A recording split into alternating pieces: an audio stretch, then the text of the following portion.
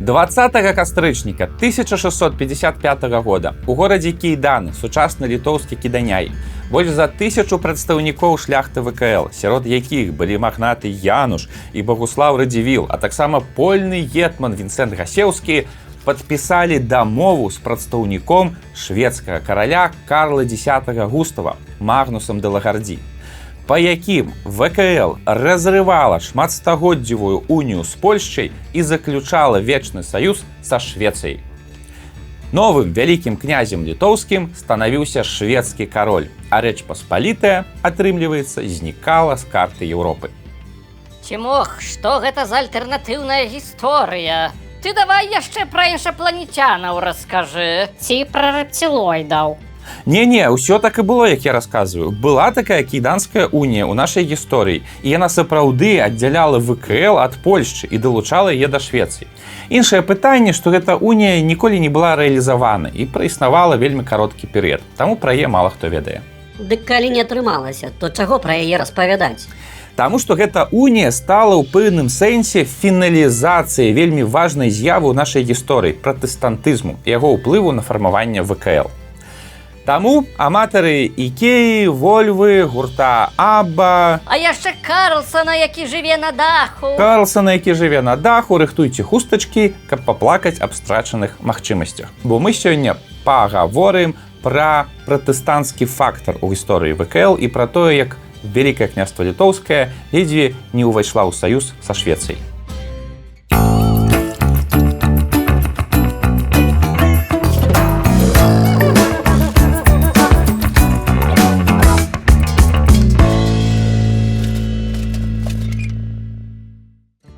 Вітаначкі, мае даражэнькія, і я, Багуслаў Радзівіл, лавелас, філантроп, мільянер і проста выбітны чалавек.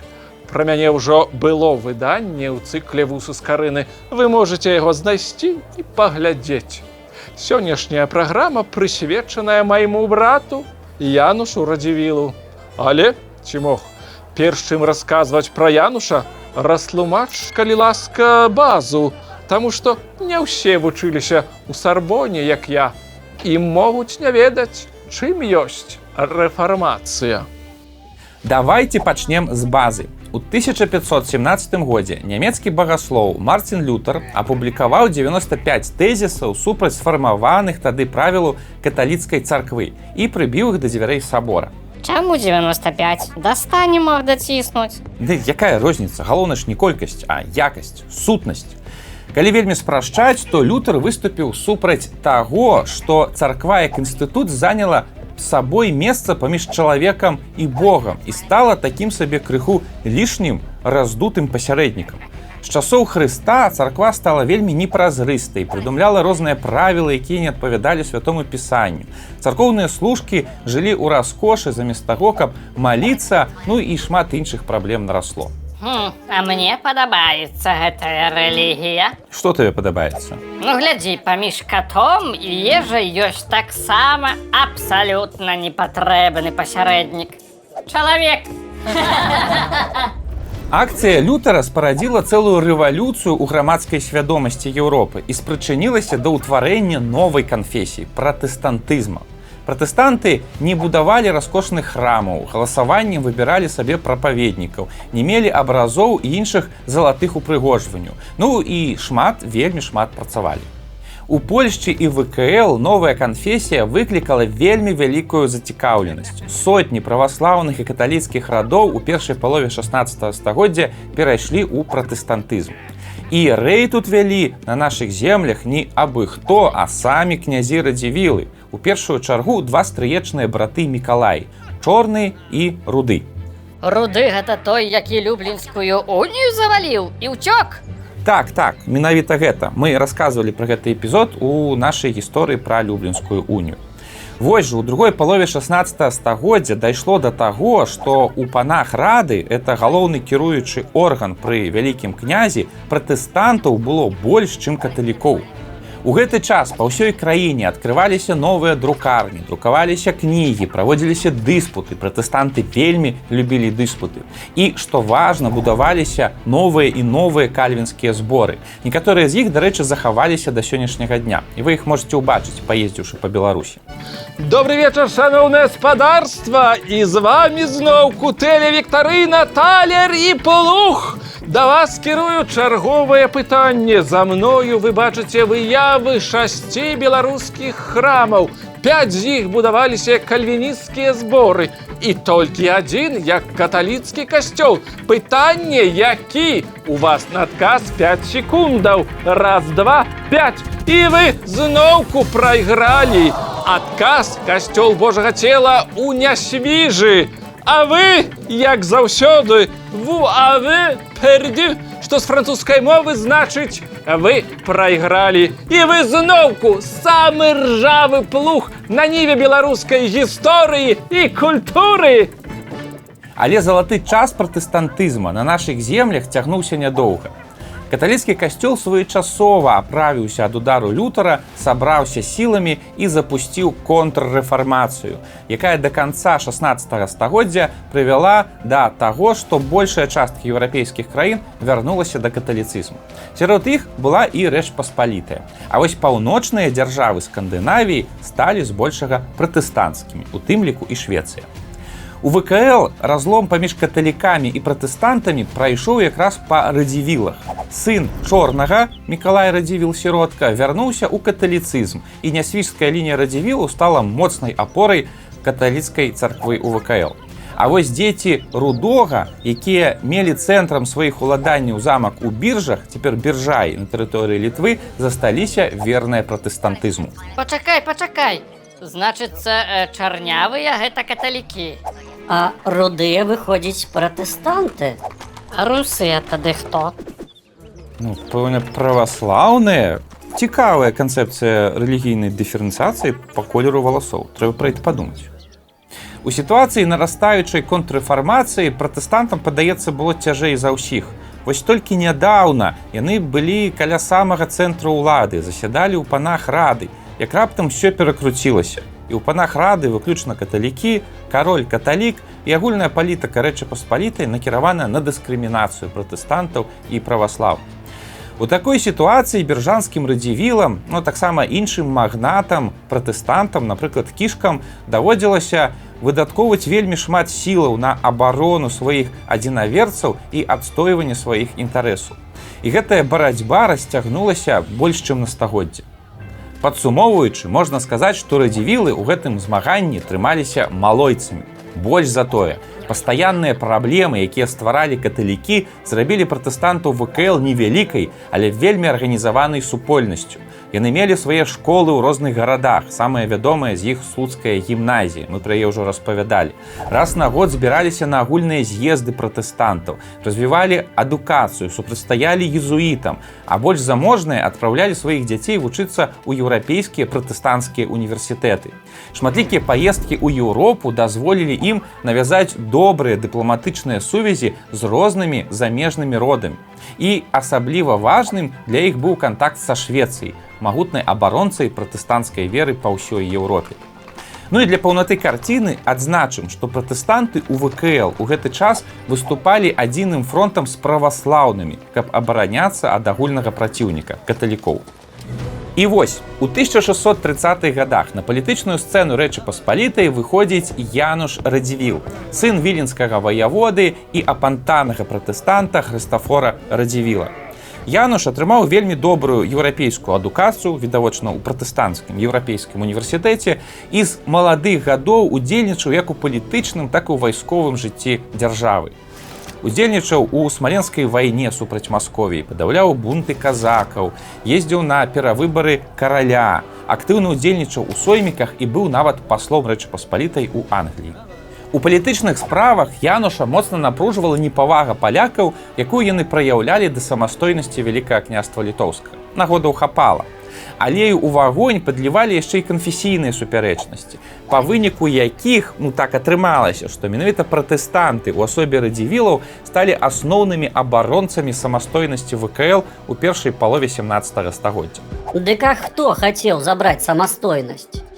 Паслухайце, яшчэ ад Крэўскай уніі ад самага пачатку карона польская спрабавала максімальна абмежаваць самастойнасць ВКЛ. І на дыпламатычным узроўні гэтая барацьба ішла пастаянна. Вось, напрыклад, у 1636 годзе на паседжанні Сената ў Вільні разгарэўся востры канфлікт, і польскі маршалак проста забараніў Хрыстафору Радзівілу, віленскаму ваяводзе, прамаўляць на гэтым паседжанні.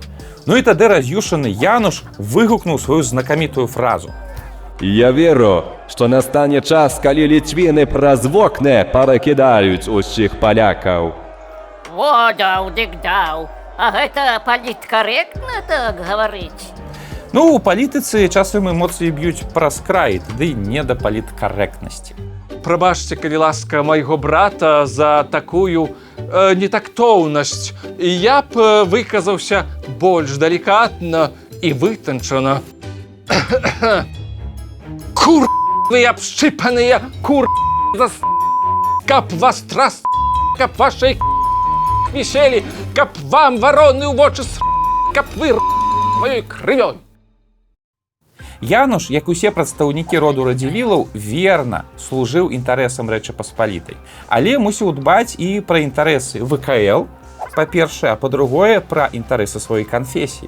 А таму пачаў шукаць саюзнікаў у іншых еўрапейскіх краінах, у першую чаргу у Швецыі. І выглядала гэта часам крыху дзіўнавата, бо якраз тады Рэч Паспалітая вяла вайну са Швецыяй. Вось уявіць сабе такую сітуацыю.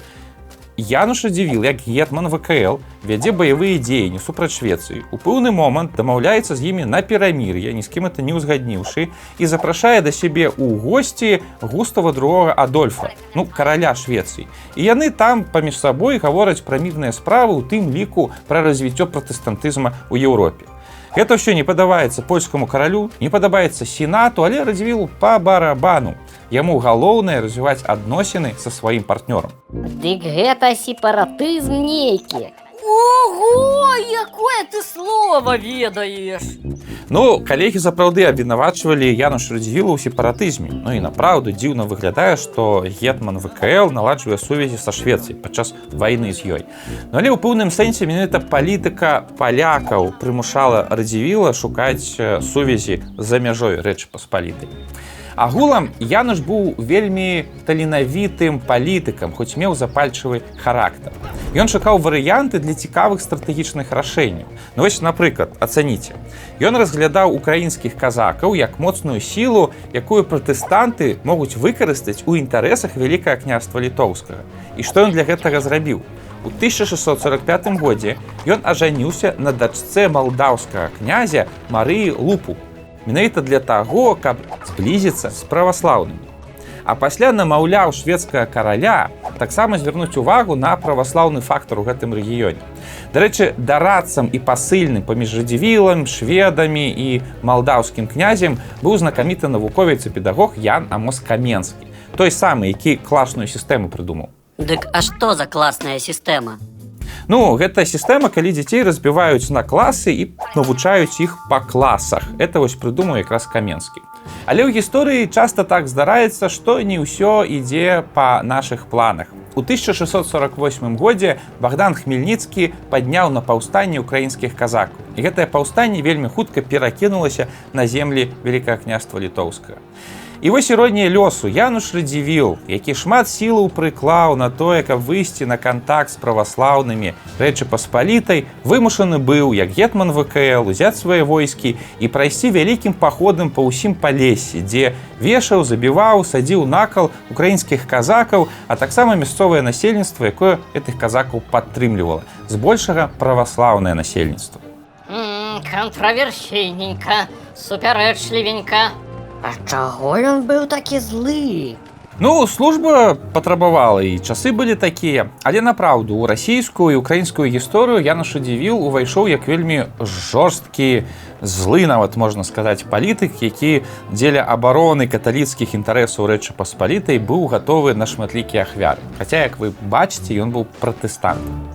У 1654 годзе на ВКЛ напала яшчэ і Масква. І Януш з братам Багуславам вымушаныя былі сваімі невялікімі сіламі адбівацца яшчэ і ад Масквы. А ў хуткім часе на Рэч Паспалітую напала яшчэ і Швецыя, і польскі кароль Ян Казімір вывеў усе польскія войскі з ВКЛ, каб абараняць Варшаву. Ну і ўсё гэта пачало нагадваць проста пачатак нейкага канца. Казакі, маскавіты, шведы адныя супраць усяго свету і не бачна ніякага выйсця. Але менавіта такія сітуацыі даюць шанец на рэалізацыю даўніх задумаў. Радзівілы абвесцілі, што польскі кароль кінуў ВКЛ без абароны, і цяпер яны бяруць справу ў свае рукі.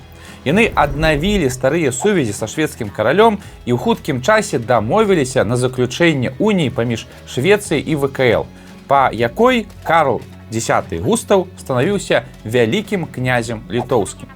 20 кастрычніка 1655 года у радзівілаўскіх кейданах унія была падпісаная. Яе падтрымалі больш за 1100 шляхецкіх радоў на чале з братамі радзівіламі і гетманам Хансеўскім. ВКЛ разваліла шматстагоддзевы саюз з Польшай і увайшла ў саюз са Швецыяй. Але не варта рабіць тут вялікай пафаснай паўзы, таму што ідэя уніі не спрацавала. Справа ў тым, што шведскія войскі вялі на тэрыторыі ВКЛ сябе не моцна, каб сказаць, па-саюзніцку. Апроч гэтага, большая частка тутэйшай шляхты была каталікамі і палічыла гэту унію здрадай, не падтрымала яе. Вельмі хутка супраць Радзівілу была складзеная канфедэрацыя, а ў наступным годзе пры таямнічых абставінах памёр ініцыятар гэтай ідэі Януш Радзівіл. Багуслаў Радзівіл яшчэ некаторы час спрабаваў адрадзіць ідэю уніі, але ў хуткім часе здаўся. І па выніку шведска-літоўскі саюз не атрымаўся. Не-не, я до конца біўся, змагаўся, інтрыгаваў, але ўжо з намі адбылося перды, што з французскай значыць мы прайгралі. На жаль, нашыя ліцвіны не прынялі прагрэсіўных еўрапейскіх ідэяў. А ўсё чаму? Як кажуць у нас у Жодзіне, сэляві. Пасля крывавага патопу сілы пратэстантаў у ВКЛ, таксама як, дарэчы, сілы праваслаўных, моцна аслабелі. Бяржанская лінія радзівілаў скончылася, друкарні закрыліся, прапаведнікі раз'ехаліся. У краіне запанаваў каталіцызм, а сярод сялянаў унія. Эх, шкада, што не атрымалася. Ікея была б нашая. Абба спявала б на дажынках. А Карлсон жыў бы ў Буда-Кошалёве. Это вельмі цікавая тэма для разважанняў і дыскусій. Што было б, каб пратэстанты змаглі памацавацца ва ўладзе? З аднаго боку, гэтая канфесія заўсёды славілася сваёй увагай да працы і адукацыі. Таму можна ўявіць ВКЛ пры іх больш самастойнай і самадастатковай дзяржавай, нават у саюзе са Швецыяй. З іншага боку, пратэстантызм прынёс бы яшчэ адзін рэлігійны канфлікт на нашыя землі. Таму проста адзначым факт. У сярэдзіне 17 стагоддзя нашая гісторыя магла пайсці па зусім іншай траекторыі, але не адбылося. А Януш Радзівіл стаўся вялікім антыгероем адначасова для палякаў, расейцаў і украінцаў. Нам бы вызначыць, якое месца ён займае ў нашай гісторыі.